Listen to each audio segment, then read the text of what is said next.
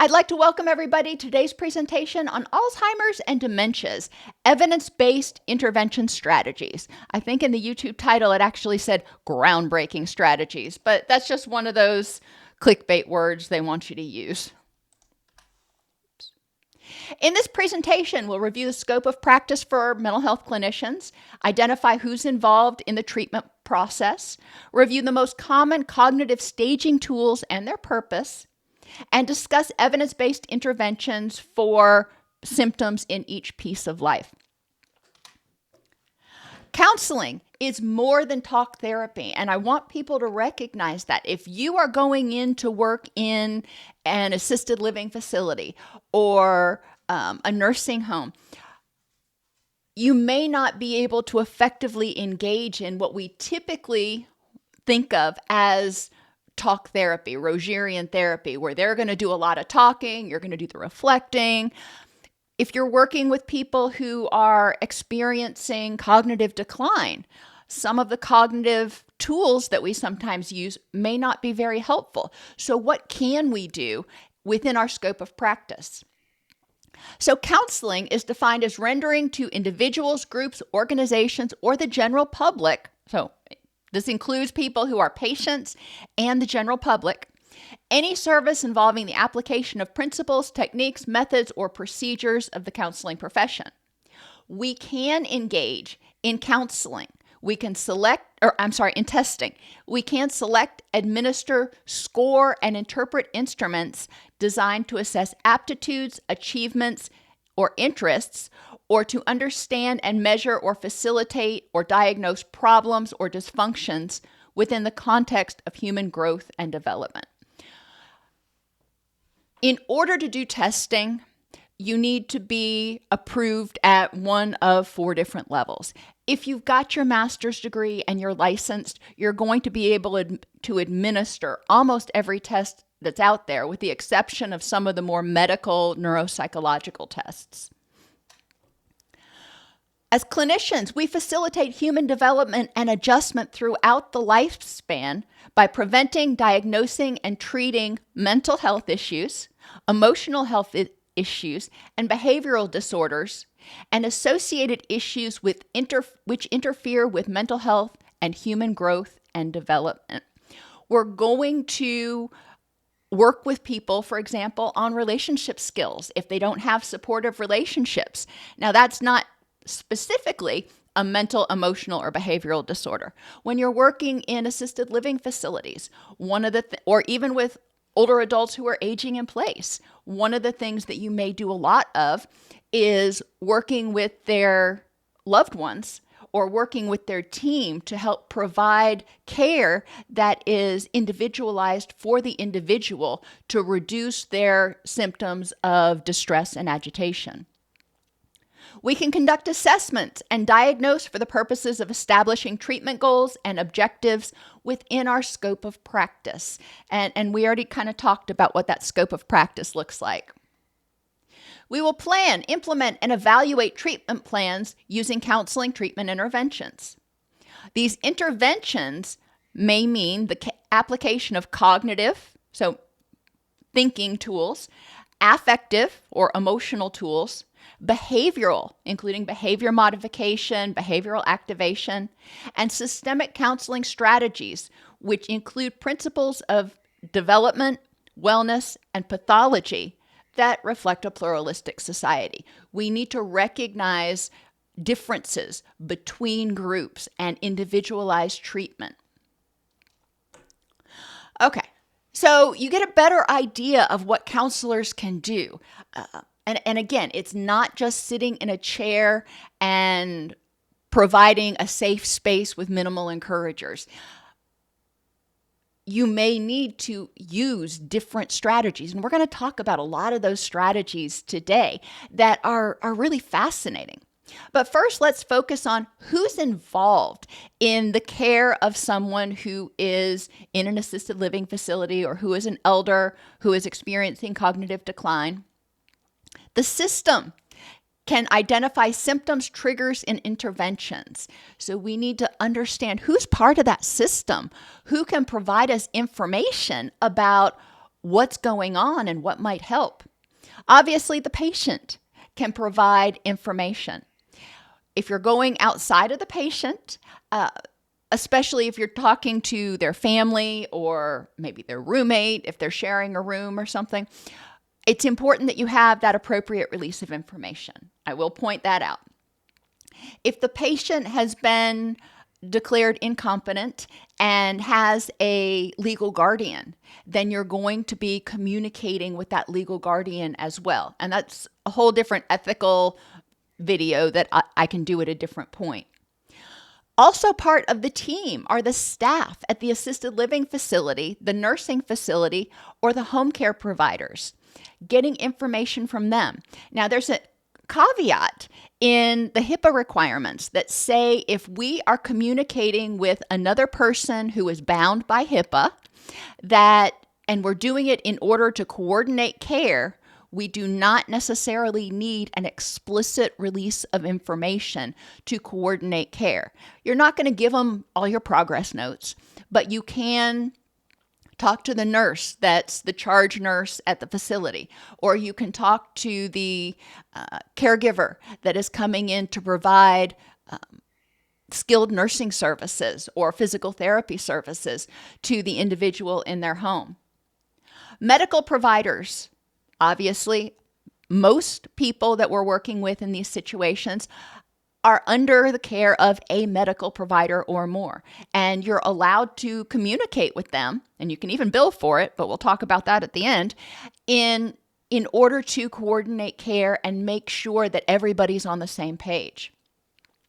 Finally, other residents, if they're living in an assisted living facility, for example, who may be causing or mitigating symptoms.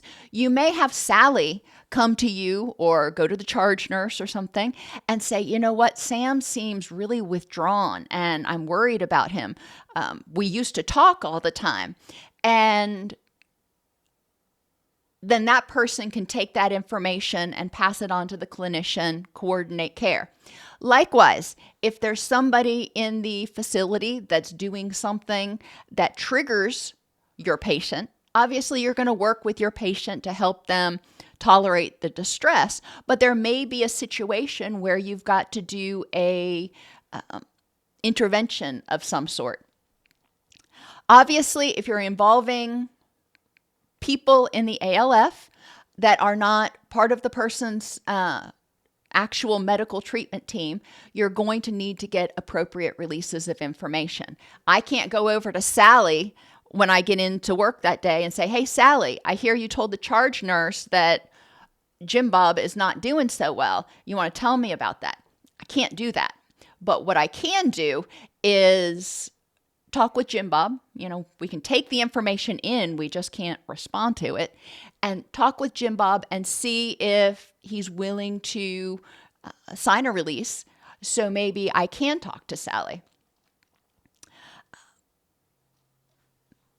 Our goals when we're working in assisted living and just general are to establish and maintain an alliance with the patient and family, go figure, perform a diagnostic evaluation, and refer the patient for any needed general medical care.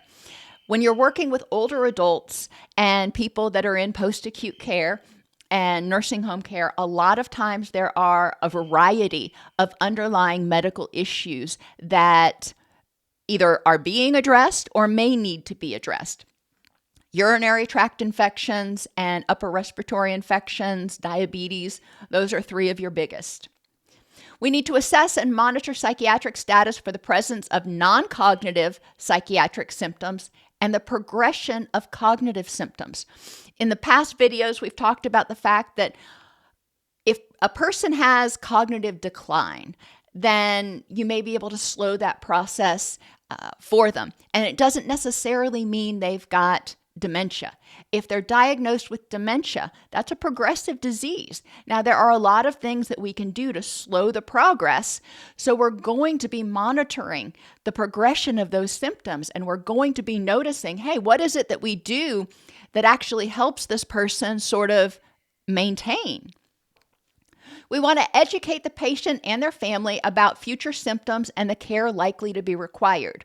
If they're in ALF, an assisted living facility, or if they're aging in place, it's still important that we make sure that everybody knows as much as they want to about the diagnosis and about what's potentially going to happen and ways to address it to slow the progression.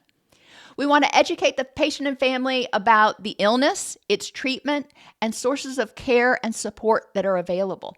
For example, if they're aging in place, the area agency on aging in your particular area throughout the United States, wherever you are, they have access to a lot of services like Meals on Wheels, and that's one of the bigger ones, that can help older adults age in place and can help older adults have a more fulfilling and comfortable life while they're aging in place. But we also want to let them know. A lot of people don't know about the differences between assisted living and skilled nursing and memory care. So we want to talk to them about these are going to be your treatment options, and potentially talk with them about what their insurance will cover. And that can get kind of sticky. A lot of times your billing person may be able to provide better information. We want to help patients and their families think about financial and legal issues due to the patient's incapacity. If the person is getting to the point where they may need to be admitted to an assisted living facility or a skilled nursing facility, then definitely financial and legal issues, including power of attorney, become important.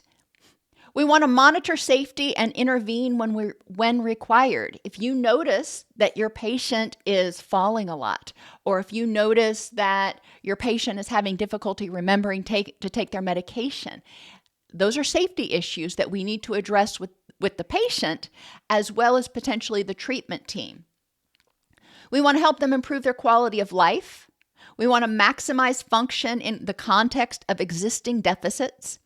For counselors, you wouldn't really think about having people engage in movement-oriented therapy to improve their balance as a mental health thing.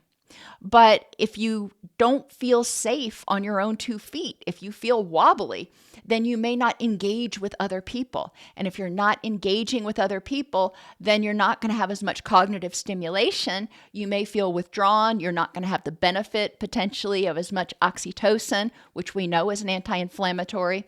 So there are a lot of reasons why helping a person stay motivated to engage in their occupational therapy and their behavior therapy, their physical therapy is really important. Now, there's a lot of things we're not going to do. I'm not going to say, okay, we're going to do our walking now, if that's something they're working on with their physical therapist, because that's outside of my scope. But I'm going to encourage them to engage in it and engage actively in that. And there are other things that I may encourage them to engage actively in. And we want to help them improve their cognitive skills, mood, and behavior. I'm going to go through a few different tests that you might see, and most of these are going to be done by the assisted living facility or nursing home, skilled nursing facility, if your patient is there. If they are aging in place, if they're living in their own home, these may be tests that you choose to administer. But ultimately, it's important to be able to understand if they say, well, John had the SLUMS yesterday and his score was a 22. You need to know what that means, because the nurses aren't going to want to have to explain it to you. So the SLUMS, and I really hate that acronym, but it is what it is. The St. Louis University Mental Status Exam is used to assess cognitive functioning, to screen for dementia and mild cognitive impairment. Remember, mild cognitive impairment comes before any sort of dementia. They've got deficits in some areas, but it's not enough to actually qualify for a diagnosis of dementia. So the SLUMS will help assess where that person is and sort of help with staging. The components test orientation, to their surroundings, their attention, their memory, and their executive functioning. Some of the tasks include naming animals, digit span, figure recognition, clock drawing, and two-story recall. As it says on here, the scoring is 0 to 30. In general, less than 26 indicates at least mild cognitive impairment. By the time they're less than 20, it's an indication that they need to be moved to memory care. If you've got a client who you start seeing and they're at a 25, then once they start getting down around 22 or 21, it's going to be important to really start having some frank discussions with them about the next steps. The Global Deterioration Scale, or GDS, stages dementia by assessing cognitive and functional declines. 7 stages evaluate memory, orientation, judgment, and activities of daily living. So these 7 stages, I have them listed here. It's from nothing to very severe. People who are in stages 1 through 3 may or may not be in assisted living facilities. People who are in stages 4 and 5 are often in memory care. Once they get to stages 6 and 7, hospice is usually called in because their ability to hold their head up, their ability to feed themselves is diminished or completely gone. And they're having difficulty doing some of the most basic tasks. The Montreal Cognitive Assessment, or the MoCA, screens for mild cognitive impairment and early dementia. This is one you're going to see obviously in people who are aging in place and people who are in assisted living. Every once in a while, you may see it in skilled nursing, especially if the person had a stroke or has a history of multiple TIAs, transient ischemic attacks. You may see them doing the MoCA. Most often, it's the SLUMS that they're going to be doing. Components of the MoCA include assessing attention and concentration, executive functions, memory, language, visuospatial skills, conceptual thinking, calculations, and orientation. A total score of 30 is possible, and scores below 26 suggest potential memory care. So there's not a lot of wiggle room here, but it's screening for early dementia. So a score of 26 may still end up having somebody that is qualified for an assisted living facility and is not quite yet ready for memory care. It's going to be a clinical decision. The MoCA can be administered on a monthly basis to provide valuable numerical data for tracking the progression of the cognitive decline. And the FAST, or the Functional Assessment Staging Tool. And this is one I really like because it's very practical. It evaluates functional abilities and how dementia is impacting daily life over time. Stage 1 is a person who has no impairments. Stage 7 indicates severe Alzheimer's disease. And it focuses on that daily function and independence. Can they take a shower? Can they adjust the water appropriately to take a shower where they're not scalding themselves or too cold? Can they cook food? Can they feed themselves? If you click on the link on the FAST scale in the PDF that's in your classroom, you'll be able to see the questions that you're going to review. You're probably not going to ask them each one of these questions. A lot of it is observation. Is this person able to do this? And, well, anyway, it's one of my more favorites. Stage 7 indicates a need for hospice care. This one's not as sensitive as some of the others, but again, it is a great tool for counselors who are working in assisted living facilities and who are working in home care. Most of the tests used for staging involve a lot of subjectivity and have a risk of low inter-rater or intra-rater reliability. You're not trained on how to implement these, and on any given day, Any therapist may say something is severely problematic, and another day they may say it's moderately problematic. Our judgments can be skewed by our emotions, by our frame of mind that day. They're not truly objective, and we need to recognize that. Yes, these tools give us a good foundation to go by, but it's not the be-all, end-all. What we really want to focus on is the person's ability to live their rich and meaningful life. Physically, let's look at what can we do to help them be more comfortable, help them manage their pain or their illnesses. What can we do to help them manage their circadian rhythms? What they think is one of the main causes of sundowning is dysregulated circadian rhythms. So what can we do to help them manage their circadian rhythms in whatever environment they're in? Are they able to effectively eat? And this could be maybe they are having difficulty getting their hand to their mouth. Maybe they're experiencing problems swallowing. Maybe they're having difficulty making their own food, whatever it is. And dentures. If they can't chew their food, then it's going to be hard for them to eat and process the food. We need to actually chew it up before we swallow it. And these are things we're not going to treat. If they're having difficulty swallowing, we're going to refer to a neurologist and maybe an occupational therapist. If they're having difficulty with their dentures, we're going to refer to a dentist. But being aware of things and making the appropriate referrals is part of our job. We want to help them figure out how they can continue to toilet as long as possible. And for a lot of people, that means putting in grab bars so they can get up and down off the commode.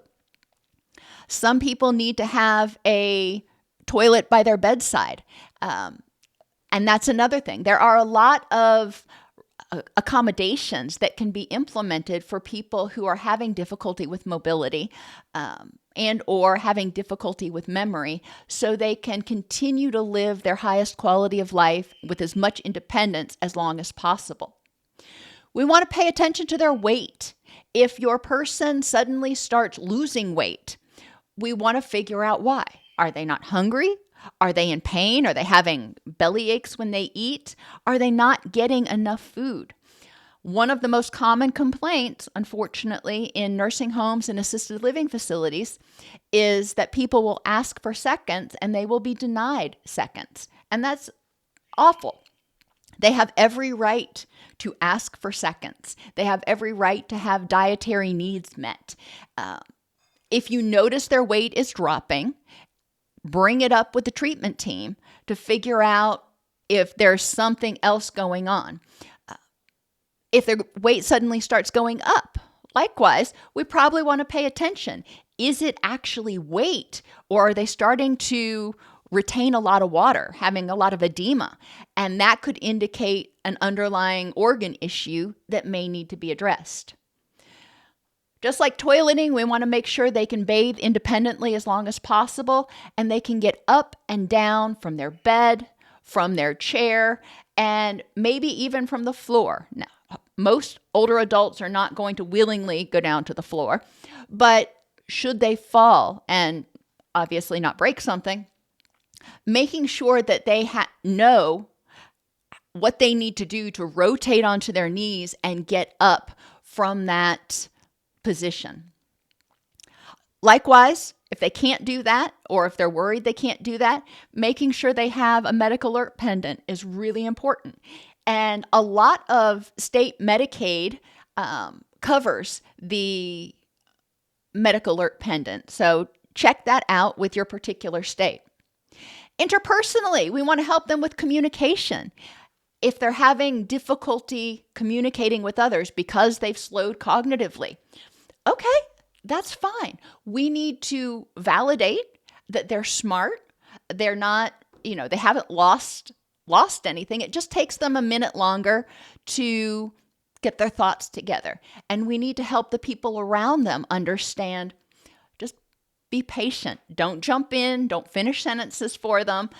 Be patient with allowing them to speak and communicate. And interaction is really important because it increases oxytocin. Oxytocin is anti-inflammatory. Inflammation is one of the main causes of the progression of a lot of these dementias. So we need to encourage them to do what they can to increase oxytocin. Interaction not only improves oxytocin levels, but it also stimulates cognition. And that too will help slow the progression of dementia. Emotionally, let's help them figure out what makes them happy. Providing validation and reminiscence therapy can be very helpful. Remembering that people with dementia, what makes them happy on Tuesday may not make them happy on Thursday. We need to empower them.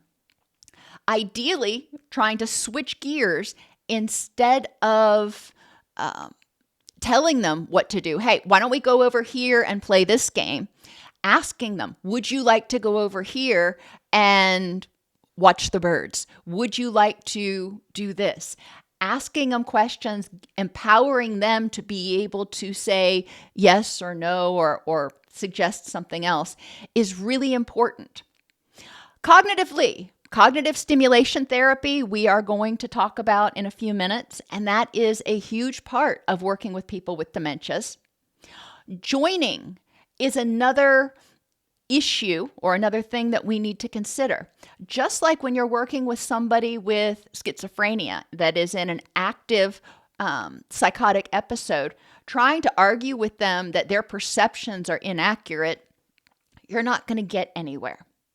If you are trying to work with somebody who has dementia, for example, who still believes they need to go to work every day, we need to sort of join them in that instead of saying, no, you don't need to work anymore. Don't you remember you retired 20 years ago? I see that getting to work is really important to you. Maybe tell them you don't have to work today though. So would you like to do something else? Other strategies include redirecting them, giving them something that is purposeful to do in their home, if they're in home or at the ALF. So they feel like they're working, for example, they're sort of working from home. And that's why I say joining with modifications. You're not going to just jump in there and go, yeah, you're right, you've got to go to work, because then the person's going to go, okay, well, take me. We want to validate and acknowledge their belief and then try to help them find a way to manage that given their current circumstances. And environmentally, we need to pay attention to sensory sensitivities. Too much light, too little light. Too much sound, too little sound. Too much activity, too little activity. Manage their circadian rhythms. Of the nursing care facilities and assisted living facilities I've been in, this could make the biggest difference in a lot of cases. Remember, circadian rhythms are set by temperature, light levels, and activity levels. And in a lot of these facilities, people sit in dim or dark areas all day long. The temperature remains about the same, and they don't do much. They sit there and watch TV or just sit in their bed. First, environmentally, making sure it is bright during the day and dark at night. Not having all those doors open so the hall lights are beaming in there. Making sure that the person feels safe in their environment. Encouraging the person to the amount they can to get up and get dressed in the morning.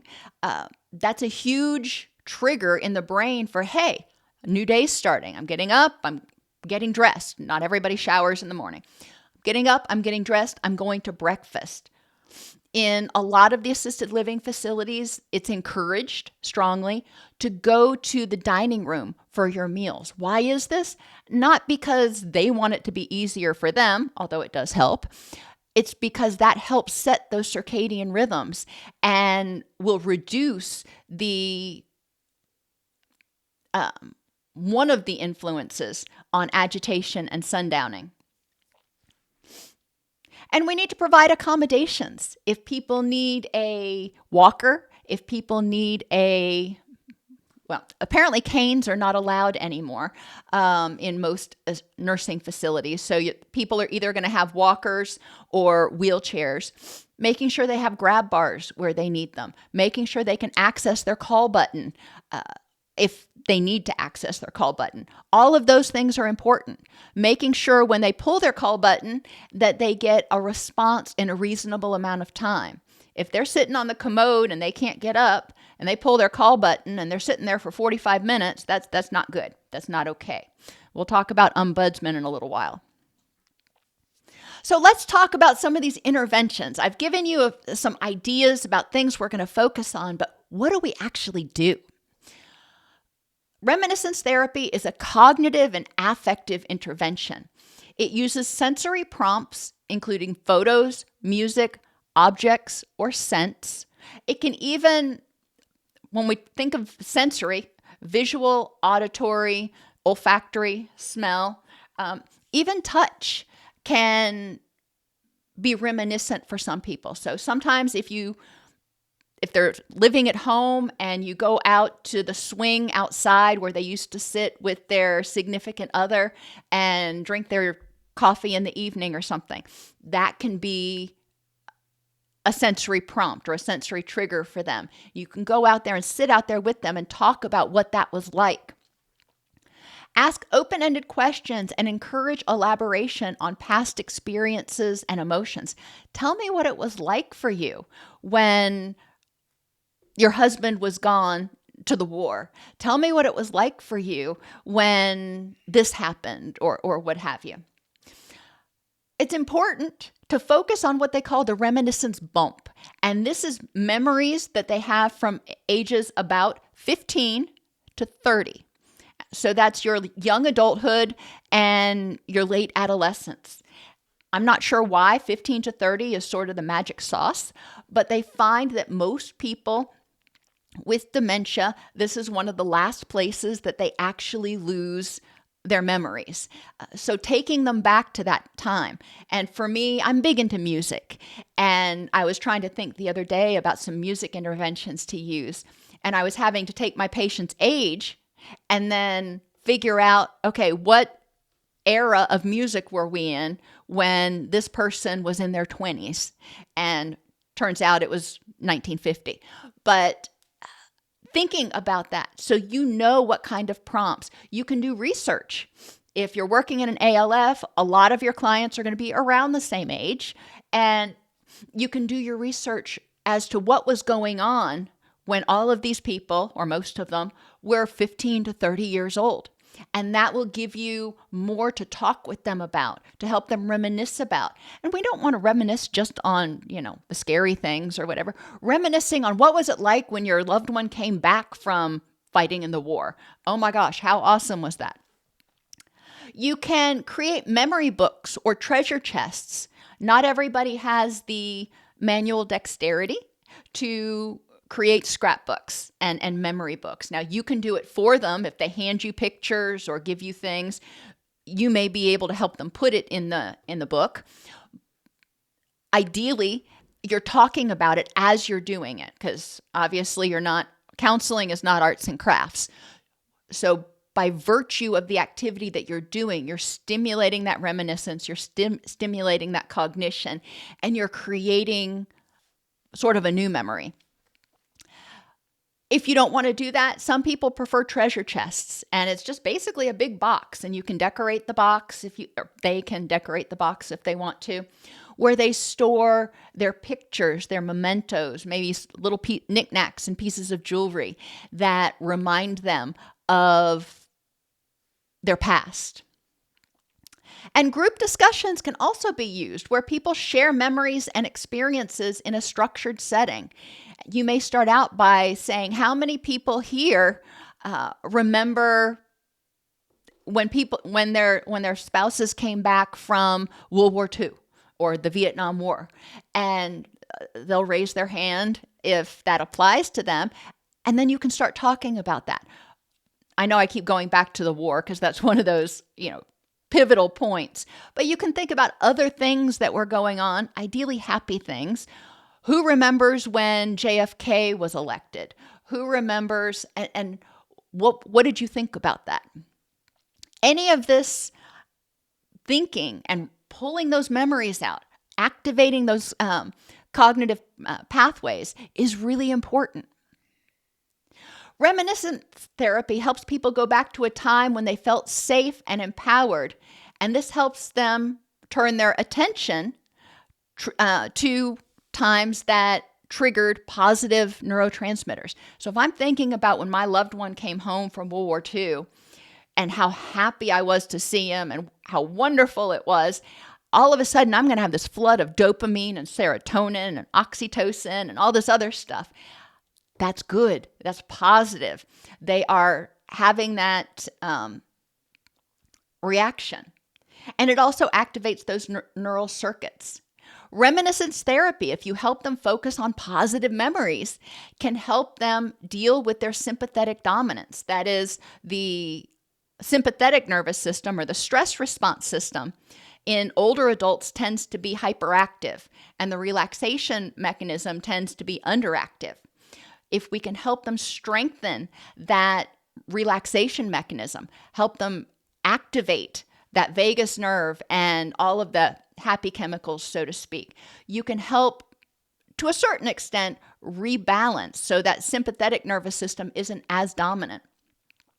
It can help reduce agitation because it helps them feel safe. They're thinking back and they're feeling like they're back in that time when they were safe. It can help reduce depression.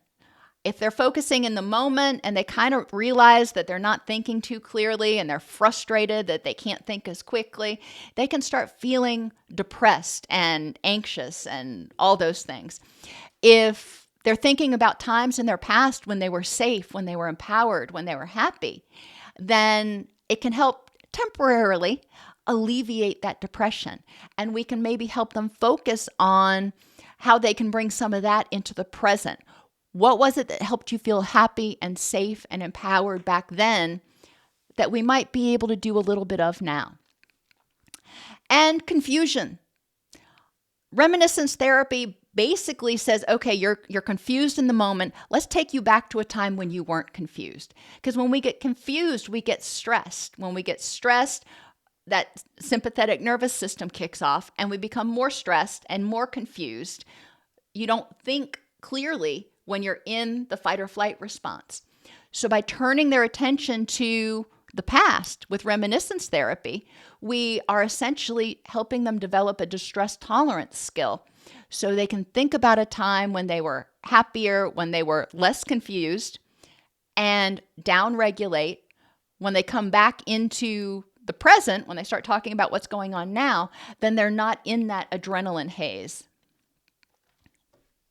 Validation therapy, pretty much what it sounds like. It's an emotional intervention that involves empathetic listening, reflecting, and acknowledging. What you feel, what you think, what you are experiencing is valid for you. I may not be feeling, thinking, or experiencing the same thing, but it is valid for you. And that's important to help people feel like they're heard and they're understood. We can help them articulate non-verbalized emotions, asking follow-up questions to confirm feelings or thoughts. It seems like you're feeling pretty angry today, Ms. Smith. Can you tell me a little bit about what's going on? They may not have said, I'm angry, but you can plainly see that they are agitated, they're distressed. So by articulating those non-verbalized emotions, you're opening up that conversation and the ability for them to try to get those needs met. We're normalizing experiences using phrases like, it makes sense to me that you're exhausted considering your family was here all day yesterday and that was a lot of activity. Or it makes sense to me that you're having difficulty thinking as clearly right now because you had a really big day today and your brain is exhausted. And with validation therapy, we can create a supportive environment for establishing a safe space for the person to express themselves freely. I'm going to validate what makes you feel safe. If you feel safe when the lights are dim and I don't know, whatever situation, whatever characteristics in the environment help you feel safe, then I am going to validate that. Many older adults feel forgotten, powerless, hopeless, and unheard. Validation therapy helps them know you hear them and recognize that in the moment their perceptions are true for them and can serve as a launch point for problem solving. A lot of people with early stage dementia, they have good days and they have bad days, and they are somewhat aware of their forgetting. And it can be exasperating and terrifying. And acknowledging that, talking about it, can serve as a launch point for problem solving. Validation downregulates the stress response, triggers positive neurotransmitters, and activates those neural circuits. The same endpoint that you arrive at with reminiscence therapy. With validation therapy, you're saying, in the moment, I hear you.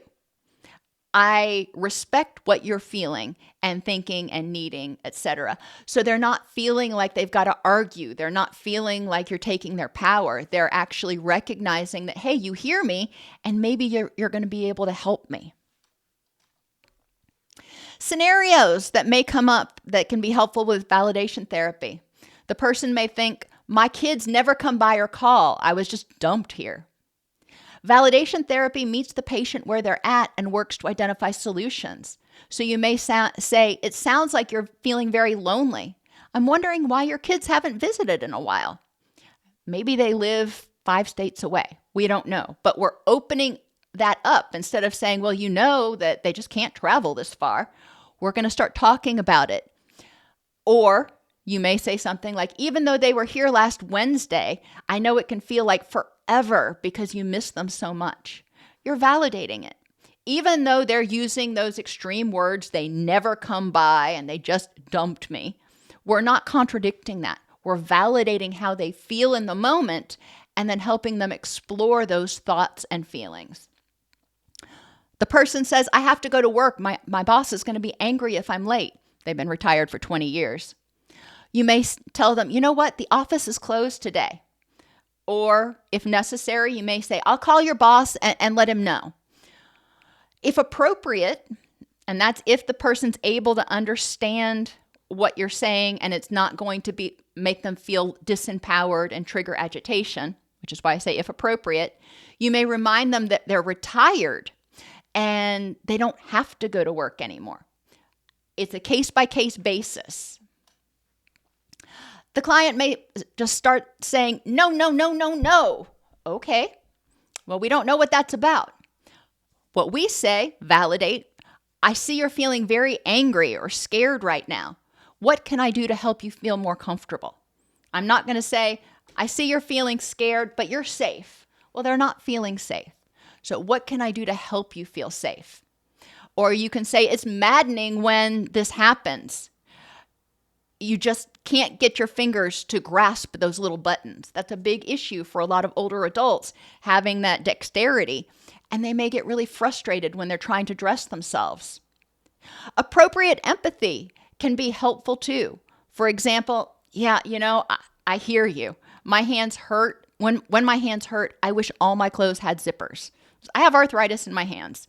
And I can tell you there are some days that I can't make that pinching motion that's required for little tiny buttons. It can be helpful to change the setting if somebody's feeling agitated. Would you like to go sit out on the patio and talk about this? Avoid saying, calm down, if possible, as that invalidates their distress. Instead, recognize their distress and let them know you're there to help. I see you're feeling really angry right now. What is it that I can do to help you out? Cognitive stimulation therapy can be part of a therapy session or billed as a standalone service. Word games and puzzles that challenge language, memory, and problem-solving skills can stimulate cognition. And in Medicare, it's billed in 15-minute increments. So if you're going to bill for it independently, It's going to be something short. If you are a caregiver, if you are somebody who's a recreation director at an assisted living facility, a lot of these are great activities for adults to engage in anyway. Word finds can be really helpful. Easy crosswords that are based on common words, like what is the thing you open to go into a room? The door. And there's a website that's puzzle.org, and it's PUZZEL.org. It's really affordable. I'm not an affiliate or anything. It's something I use for making my worksheets and things for Bible studies. But it is a great website, and there are so many different types. You can do word finds, you can do crosswords, you can do sliding picture puzzles. He has like 30 different types of puzzles that you can create. You can play card games, including solitaire, rummy, or Uno, Yahtzee, Jenga. Obviously, this is for your people who have some manual dexterity and aren't struggling with, tremors. Scavenger hunts. This can be a great team effort in a assisted living facility, pairing people up and having different things around the facility that they need to find that encourages them to move around. And there's a prize to whoever finds them all first. Checkers, backgammon, and again, games they played between the ages of 15 and 30. What kind of games did you play when you were a young adult? And jokingly, I have here, except beer pong, because there were a lot of people in their 20s who like to play that game, but that's not one we're playing. You can encourage them to discuss current or historical events and engage in creative activities like arts and crafts to promote cognitive engagement. If you're going to have them using their fine motor skills a lot, build up to it. You don't want them to experience pain as a result of engaging in the activity. If they're coloring for 2 hours and then the next day their carpal tunnel's acting up, that's not good. So we want to build it up. 10, 15 minutes at first, see how they do. Coloring is possible. You can use crayons, you can use markers, there are some charcoal pencils that are really soft that people can use if they have difficulty with applying enough pressure. Painting, you can use paint brushes, you can use dabbing, which is, just like dabbing a potato or dabbing some sort of object into paint. And that kind of goes along with stamping. Finger painting, if they want to just kind of get in there and do that.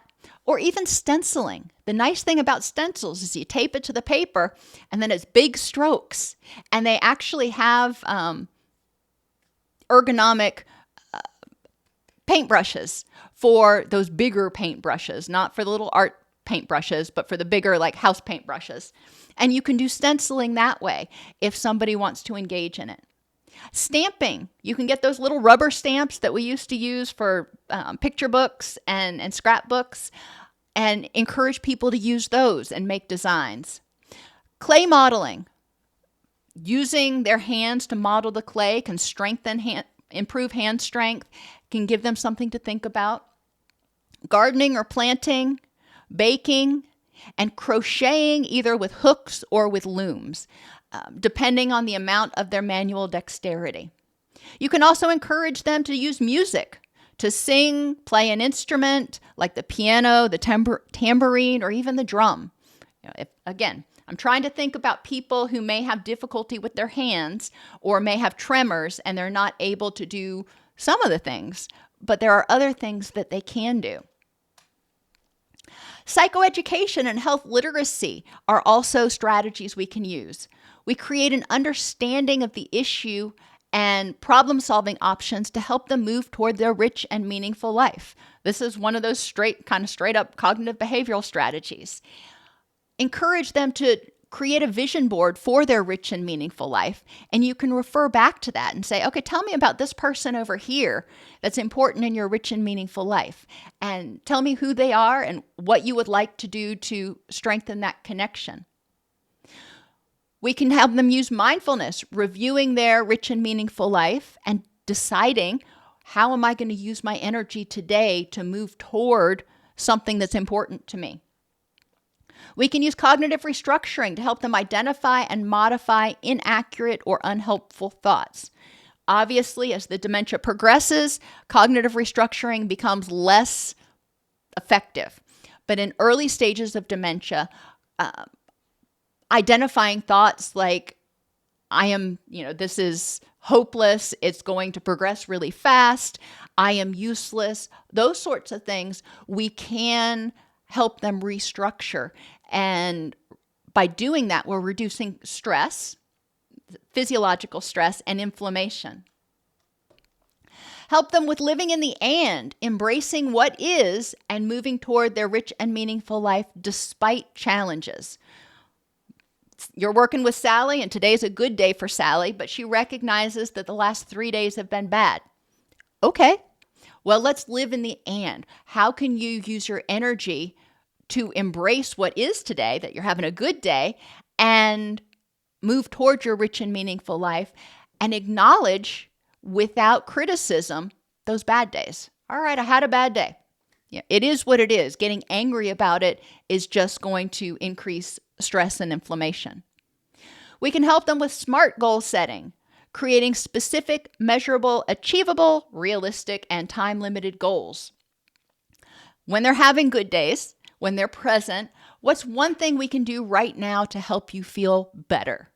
And you may substitute happy or empowered or whatever word you want to use.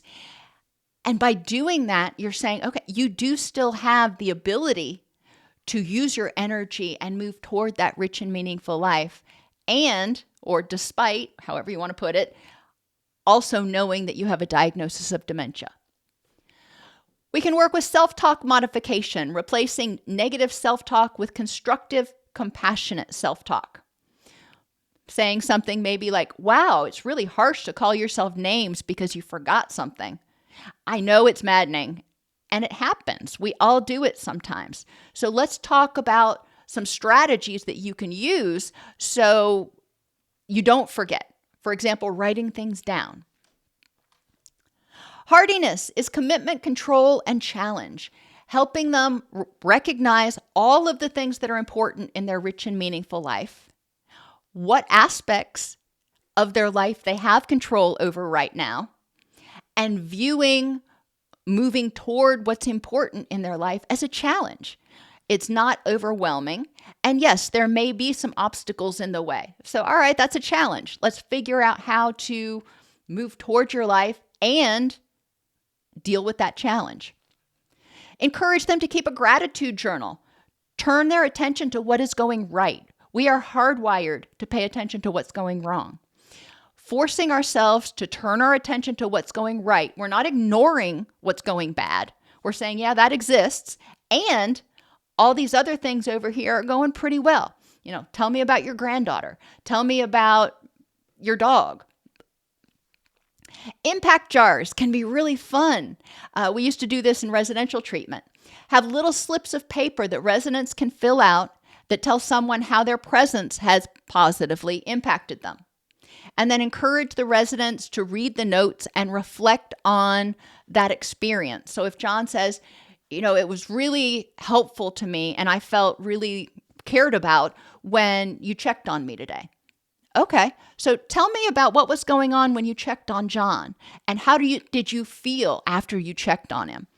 Again, that can bring up the reminiscence therapy as well as increasing oxytocin and helping people really recognize that they do have an impact.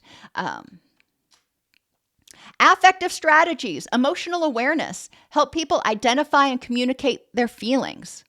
For patients with aphasia, it's important to make sure that you ask yes or no questions. You may have an emotion sheet that they can point to. You may empathize with their distress at not being able to be understood. Remember, aphasia is the difficulty in either using words. When they speak, it just comes out word salad, or understanding what's being said.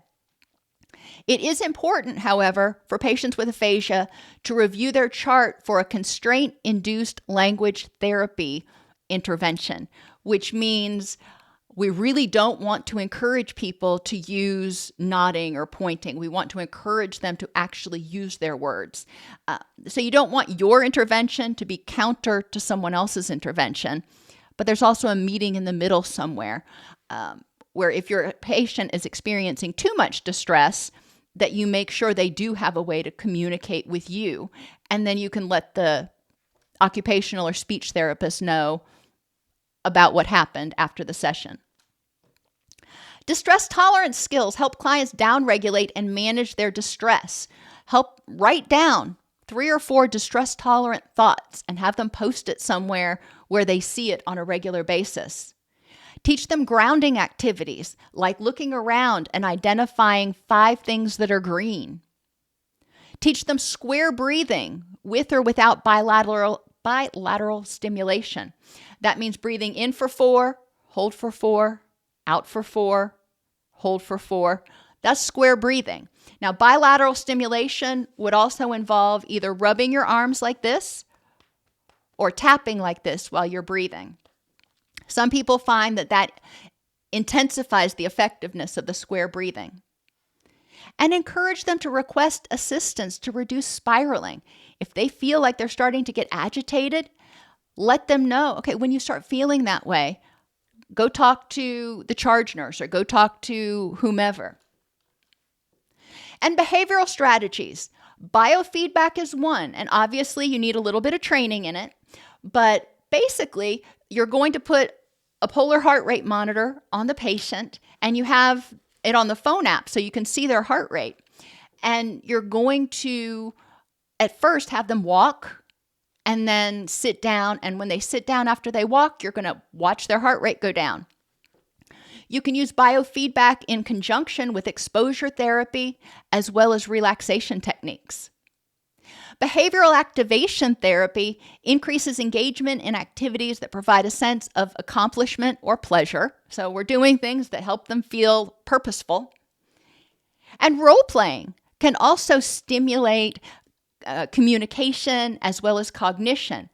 Practicing social skills or improving communication skills through simulated scenarios. In systemic counseling, we have family psychoeducation, in which we provide information about the illness, its course, causes, treatment, and prognosis to the family members. We need everybody in the system to kind of understand what's going on, what to look out for, and how we can best slow the progression. We can provide communication skills training to improve how family members interact and express themselves. We can help them recognize what current issues or problems mean to their loved one. If the older adult is starting to feel disempowered and useless because they can't do things they used to do, then they may have a lot more agitation. And it's not just because they can't do it, it's because it's a self-concept and a self-efficacy thing. Problem-solving techniques teach families how to approach and address life problems systemically and in an empowering way that includes the older adult. And structural interventions modify family dynamics and boundaries to improve functioning, identifying what the patient is actually able to do so loved ones aren't unintentionally kind of doing things for the patient and making them feel childlike. I'll go over billing notes after class. There are a lot of psychophysiological, emotional, cognitive, and systemic strategies that can be used to help patients live their highest quality of life. We want to recognize the cause for various behaviors and reactions in each piece of life. Physically, if they start eating too much, eating too little, sleeping too much, sleeping too little. Interpersonally, if they start withdrawing or becoming irritable. Emotionally, cognitively, environmentally, if they just let their surroundings kind of degenerate. We want to identify what's the underlying cause for these behaviors. If progress with the client is not being made, look for what was missed or change approaches. Not everybody's going to respond the same way to the same approaches. Be familiar with the rights of assisted living facility and nursing home residents. They have a Bill of Rights that is in the front lobby of the assisted living facility. You also want to familiarize yourself with the Ombudsman program. The Ombudsman is the patient advocate, and every state has them. Every assisted living facility has a poster in the lobby that has the number of the Ombudsman. If your patient or their family members think that they are not being treated correctly, if they think their rights are being violated, all they've got to do is make a call to the Ombudsman. It's a free service that is covered by your tax dollars, and that helps a lot of people feel more empowered and safer in that environment. All right, we went through a lot of things. Barely got everything in there. I am going to continue to talk about billing and documentation if you want to continue watching. If you want to go take your quiz, more power to you. Have a great day. And next Monday, we will be talking about reducing agitation, the causes of agitation and ways to reduce agitation and sundowning.